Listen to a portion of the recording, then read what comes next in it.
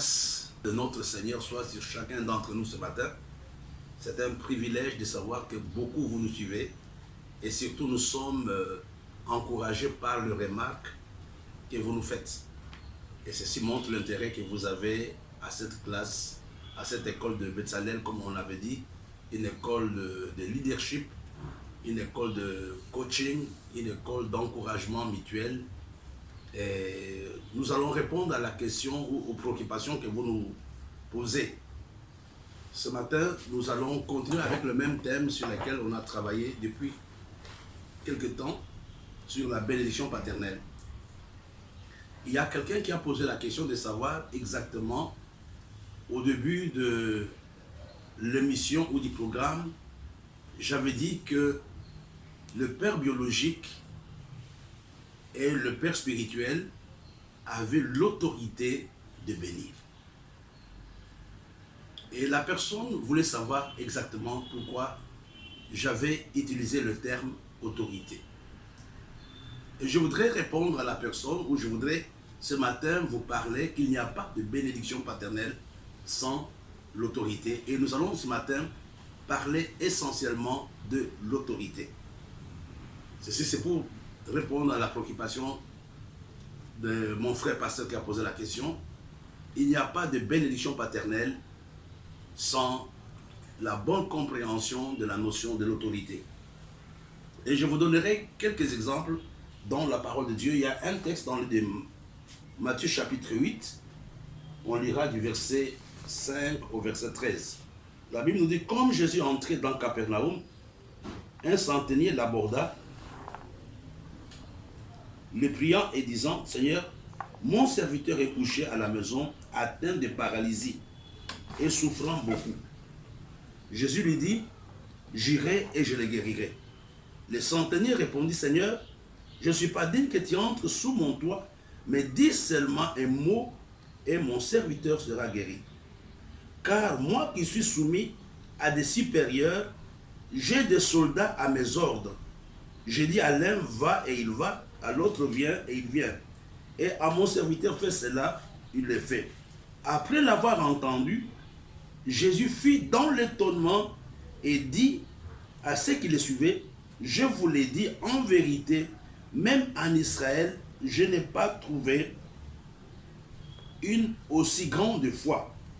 Or, je vous déclare que plusieurs viendront de l'Orient et de l'Occident et seront à table avec Abraham, Isaac et Jacob dans le royaume des cieux, mais les fils du royaume seront jetés dans les ténèbres du dehors, où il y aura des pleurs et des grincements de dents. Puis il dit au centenier, va et qu'il te soit fait selon ta foi, et à l'heure même les serviteurs furent guéris. Mais ce qui est important dans ce texte, c'est de voir que le Seigneur établit une relation entre l'autorité et la foi. Et vous allez comprendre dans la suite de l'émission qu'il y a une relation entre l'autorité et la foi, une relation entre l'autorité et la bénédiction paternelle dont on avait parlé.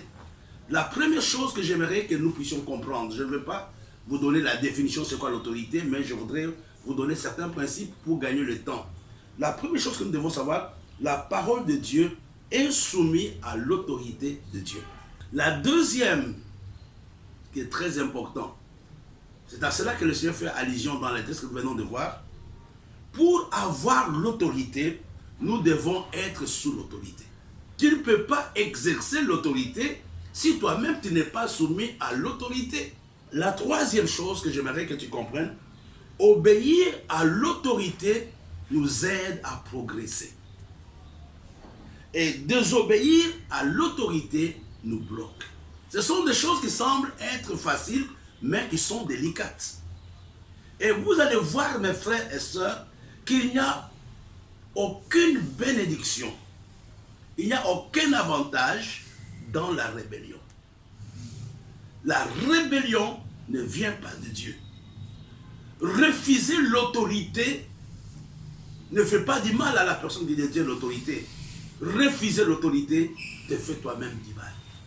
D'ailleurs, les hommes spirituels reconnaissent l'autorité. Et la quatrième chose que j'aimerais que nous puissions comprendre, que tous, sans exception aucune, nous sommes sous une quelconque autorité. Et les sociétés humaines reconnaissent l'autorité familiale qui est dirigée par le père ou son délégué. Et vous comprenez que chaque fois que l'homme désobéit à l'autorité, il se bloque, il se fait du mal à lui-même. Être sous autorité a beaucoup d'avantages. Être sous autorité te protège. Et c'est important, c'est la raison pour laquelle je suis en train d'insister. Le Seigneur était surpris de voir cet homme qui était venu se soumettre à lui. Il dit, moi-même je suis sous autorité, j'ai des gens, mais je me soumets à l'autorité que tu donnes aujourd'hui. Il y a plusieurs types d'autorité. Et quand tu n'arrives pas à comprendre cela, tu vas te buter à des difficultés. Et ce matin, je voudrais vous rappeler quelques types d'autorité. Je parlais tout à l'heure de l'autorité familiale qui est dirigée par le père ou son délégué, ou par un héritier. Je ne parle pas de cela. Mais je vais vous donner rapidement quelques types d'autorité qui sont très importantes. La première autorité que nous connaissons, c'est l'autorité naturelle. Alléluia.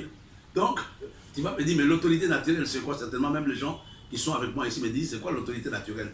C'est l'autorité de la nature. Tu dois te soumettre à l'autorité de la nature. Pendant la saison sèche, tu ne peux pas planter. Donc, c'est une autorité qui s'impose à toi d'une façon inconsciente.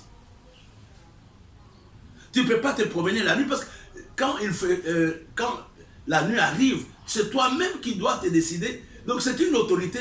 La nature en elle-même est une autorité. Là, c'est la première autorité que tu dois connaître. Et quelqu'un qui agit en violant les lois de la nature n'aura pas de résultat. Quand je viole les lois de la nature, comme aujourd'hui, on est en train de violer certaines lois naturelles que Dieu a établies. Pour avoir un enfant, il faut avoir un homme, il faut avoir une femme. Aujourd'hui, on viole toutes les lois naturelles. Qu'est-ce qui se passe? La société est en train d'aller au naufrage. La première autorité, c'est l'autorité naturelle qui gère tout le monde, sans exception. Sans exception. Tu peux être fort. C'est la loi. La vieillesse, c'est la loi de la nature. Tu peux prier, mais il y a un moment, tu seras soumis à la loi.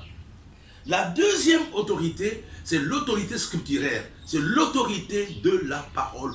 Il y a un texte dans le livre de Hébreux, chapitre 13, verset 7. Souvenez-vous de vos conducteurs qui vous ont annoncé la parole de Dieu. Considérez quelle a été la fin de leur vie et imitez leur foi. Imitez la foi de vos conducteurs. Imitez quoi? Imitez la façon dont ils ont appliqué la parole de Dieu. Imitez la façon dont ils se sont soumis à la parole de Dieu. La deuxième autorité, c'est l'autorité de la Bible. L'autorité scripturelle, comme je l'ai dit. Et la troisième autorité, que j'aimerais que tu comprennes, parce que tu commences à comprendre, j'espère que tu es dans mon enseignement, je vais parler d'abord de l'autorité naturelle. Et je suis en train de parler de l'autorité de la Bible, l'autorité de la parole de Dieu. La troisième autorité que nous négligeons souvent, c'est l'autorité de l'église locale. L'église locale en elle-même est une autorité avec son organisation. Je vais vous expliquer quelque chose. Donc, dans l'église locale, il y a un pasteur. C'est lui qui gère. C'est lui qui prend des décisions.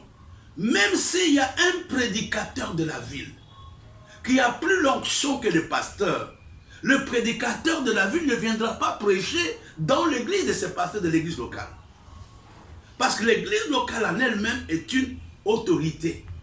Je peux avoir des révélations, je ne peux pas me lever aujourd'hui, j'ai dit au pasteur, non, je vais prêcher. Non, il y a une autorité dans l'église locale.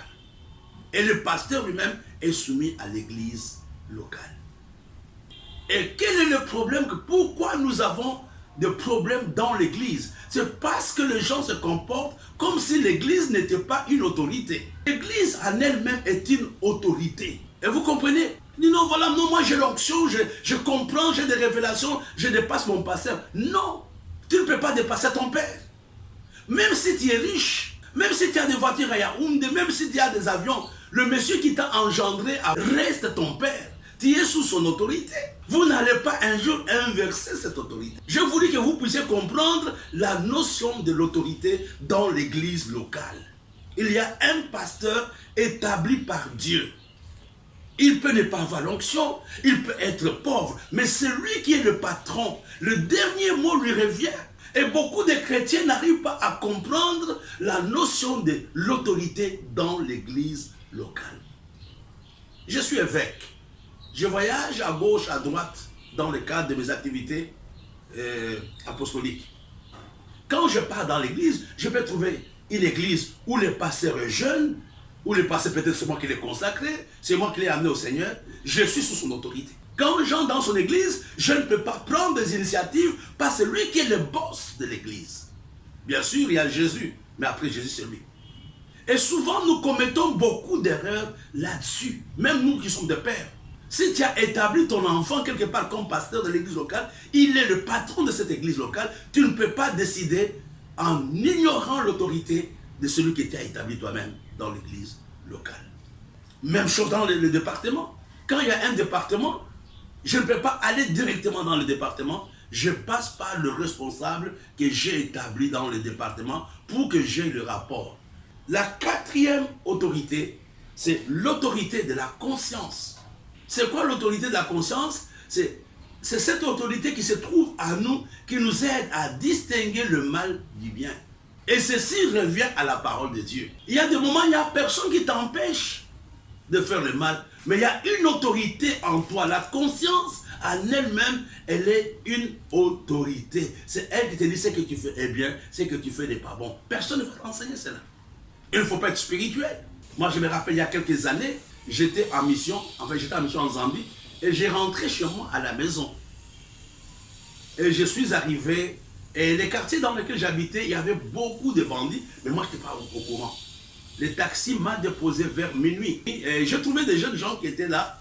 Je leur ai dit, mais écoutez, aidez-moi à transporter, je vous donne un peu d'adresse. Mais quand on partait, ils causaient entre eux, et qu'est-ce que j'ai suivi?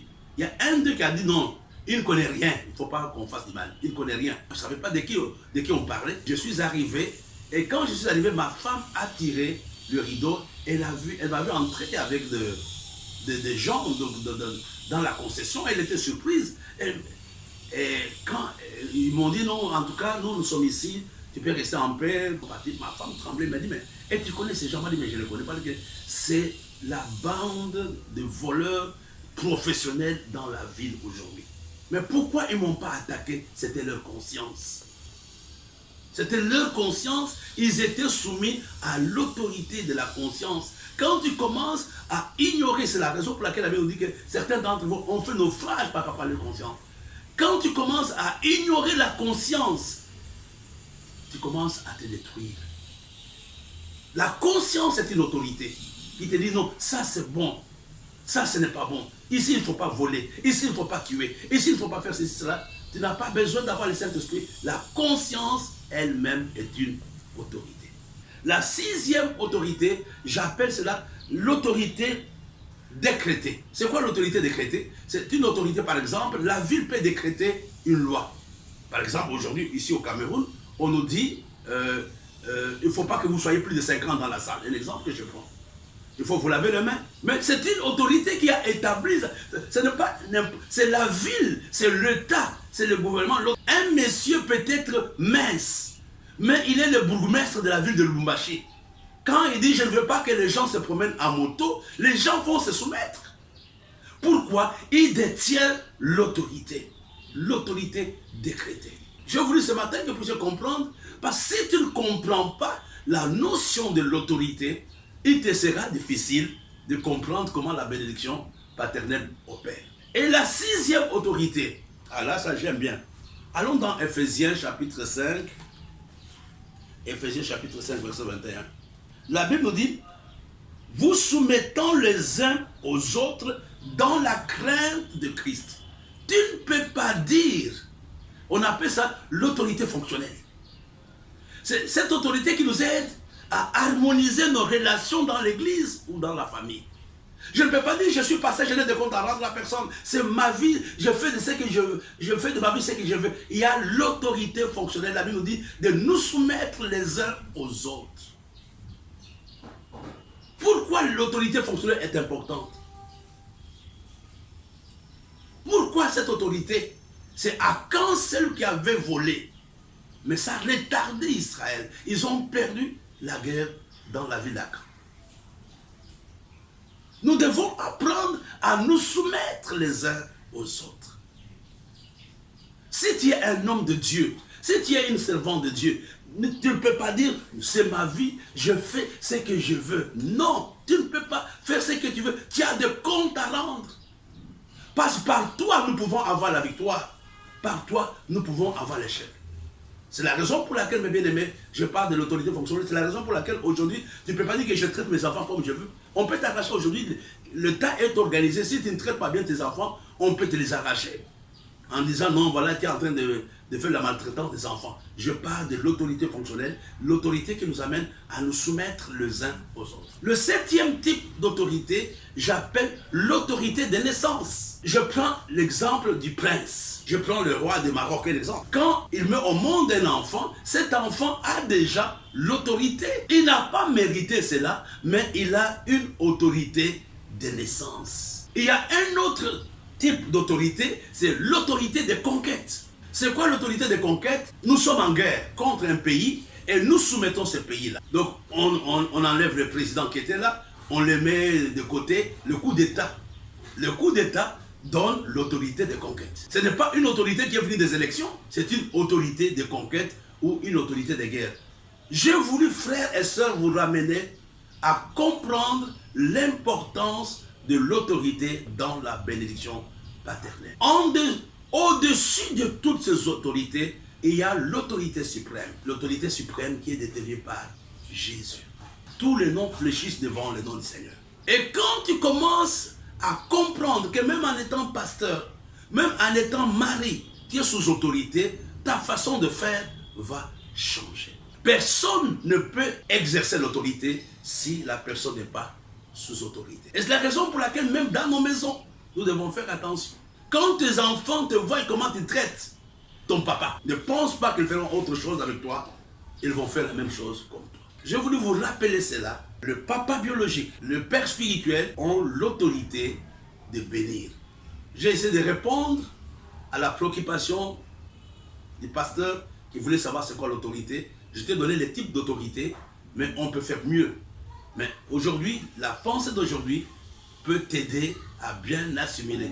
Le vendredi 23, nous aurons l'occasion de voir un autre aspect, toujours de la bénédiction paternelle. Je parlerai de l'obéissance. Parce qu'il y a deux choses qui sont liées à la bénédiction paternelle. Il y a l'autorité, la compréhension de la notion de l'autorité et la compréhension de l'obéissance. Si Jacob n'avait pas obéi, n'avait pas fait ce que son papa avait demandé, même s'il avait triché, la bénédiction paternelle n'allait pas venir. Que Dieu vous bénisse.